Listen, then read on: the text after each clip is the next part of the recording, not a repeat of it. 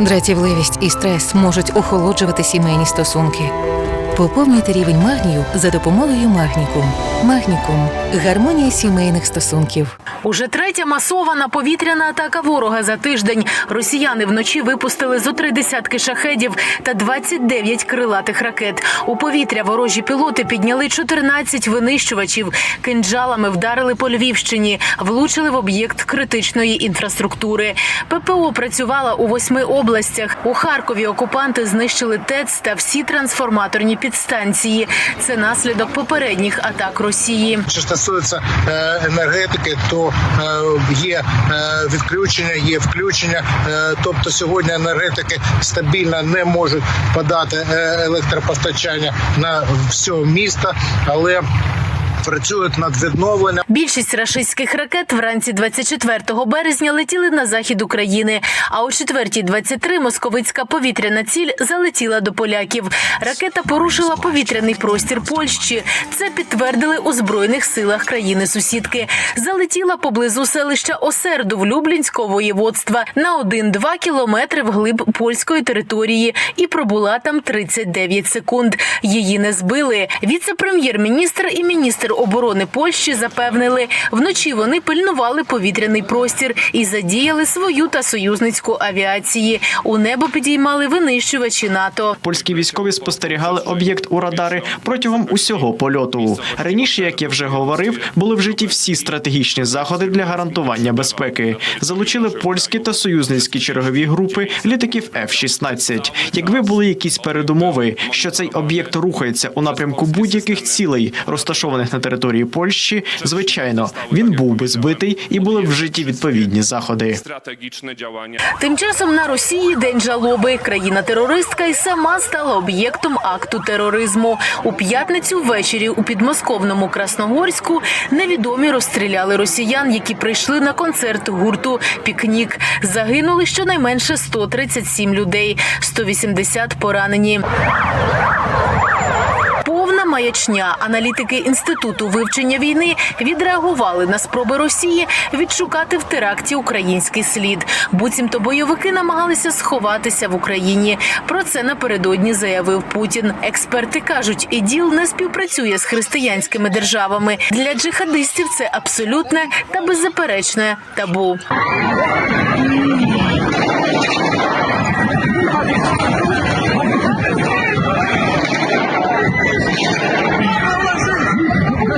Фахівці Інституту вивчення війни вважають, за терактом у підмосковному Крокус-Сіті-Гол стоять бойовики Ісламської держави. Це могли бути члени її афганського філіалу, так званої ІДІЛ-Хорасан. Саме ця філія терористів взяла відповідальність за стрілянину у Підмосков'ї. Про це угруповання повідомило у власних медіа. Уряд Британії не надто довіряє всьому, що говорить Кремль про нібито причетність України до теракту у московському Крокус-Сіті. Про це повідомляє CNN з посиланням на канцлера казначейства Великої Британії Джеремі Ханта. Каже, російська влада створює пропагандистську димову завісу для виправдання вторгнення до України. Напередодні віце-президентка США Камала Гарріс назвала ІДІЛ єдиною організацією, відповідальною за цю атаку. Патологічний брехун – так охрестив заяви кривавого російського диктатора чільник українського МЗС. Дмитро Кулеба закликав союзників не дати Путіну обдурити їх. Путін збрехав про вибухи житлових будинків у 1999 році, катастрофу підводного човна «Курськ» у 2000 році, облогу школи в Беслані у 2004 році, вбивство Політковської у 2006 році, Магнітського у 2009 році, Німцова у 2015 році та багатьох інших критиків, російських військових, які окупували Крим, збиття MH17 та плани вторгнутися в Україну. Путін – патологічний брехун. У тому числі зараз, коли він відчайдушно намагається пов'язати Україну чи інші західні країни з масовою стріляниною під Москвою, незважаючи на те, що немає жодних доказів на підтримку таких тверджень. Не дозволяйте Путіну та його поплічникам обдурити вас. Їхня єдина мета – спонукати більше росіян гинути в їхній безглуздій злочинній війни проти України, а також прищепити ще більше ненависті до інших націй, не лише українців, а й усього Заходу. Московити сумують за загиблими у Крокус-Сіті, але мовчать про іншу трагедію – криваву війну проти України, яку породили, зокрема, і власною жорстокою байдужістю, яка забрала життя тисячів цивільних чоловіків, жінок, дітей і немовлят. І щоб протидіяти агресору, щохвилини ризикують своїми життями сили оборони. У ЗСУ показали кадри, як прокидається українська авіація і як наша гордість і наша сила стає до бою.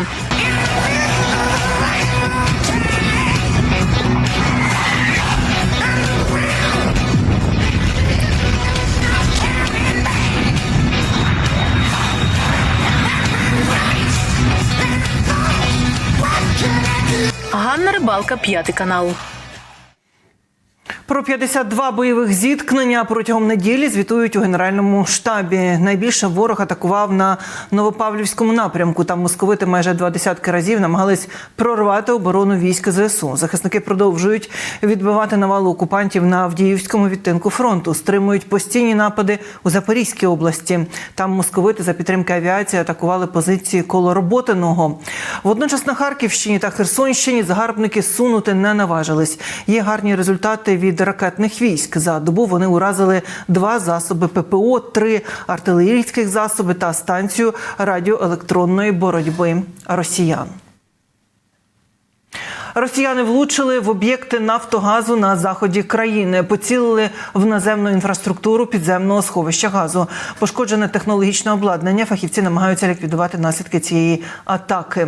Критичного нічого немає, запевняє голова правління компанії Олексій Чернишов. Адже запаси газу у підземних сховищах. Додає, перебоїв із газом у побутових споживачів також немає.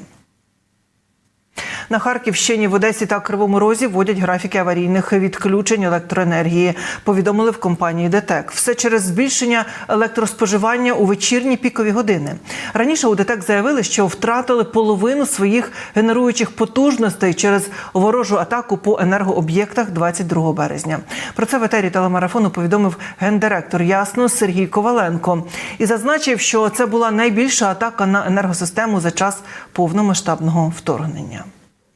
Група ДТЕК втратила 50% своїх генеруючих потужностей. Всі знають, які пошкоджені були вузли і таке інше. Звісно, з точки зору відновлення і з точки зору грошей та часу, скільки потрібно на це, я думаю, що ще десь декілька днів буде йти дефектовка, оцінка і таке інше. Бо коли ж повертається світло, це не означає, що відновлений був той чи інший об'єкт. Це означає, що там ще може йти пожар, ще працює ДНС, або вже енергетики почали працювати, а колеги з мереж використовують альтернативні такі обхідні схеми підключення тих чи інших споживачів. Полюють на літаки, гвинтокрили, ракети та шахеди. Бійці зенітно-артилерійського взводу 108-ї бригади тероборони, які працюють на Запорізькому напрямку, постійно вдосконалюють свої навички. Для цього створили спеціальний навчальний клас. За допомогою комп'ютерних тренажерів військовослужбовці опановують переносні зенітно-ракетні комплекси. Усі заняття відбуваються поблизу передової, щоб бійці могли одразу відпрацьовувати набуті знання на практиці. Докладніше Денис Розенков. Бачу ціль, наводжуся, буду стріляти вдогон. Колишній будівельник із Дніпра на позивний «Боксер» тримає в руках тренажер-симулятор переносного зенітно-ракетного комплексу. Окуляри віртуальної реальності створюють 3D-картинку застосування зброї у бою. Наводюсь на ціль. Захват, ракета пішла. Чоловік на війні вже понад рік. Каже, роботу на ПЗРК опановував за 2 тижні. Зараз лише вдосконалює свої навички. Розуміння є, як працювати, і є бажання збивати, щоб нічого не летіло на наші міста. Спеціальний навчальний клас із комп'ютерними тренажерами відкрили на базі 108-ї окремої бригади тероборони. Тут військовослужбовці вдосконалюють уміння вражати ціль із переносних зенітно-ракетних комплексів «Стріла-3» та «Ігла». Всі заняття відбуваються поблизу передової, щоб бійці могли одразу відшліфувати здобуті знання на практиці. Я вам навіть друге скажу.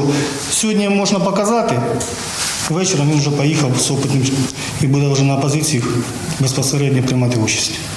По-другому ніяк. Інструктор на позивний «Жук» розповідає, програма навчань складається з 3 етапів. Це теоретична частина, практика на тренажері і безпосередня робота на передовій. Курс досить інтенсивний. Дії стрілка мають бути доведені до автоматизму.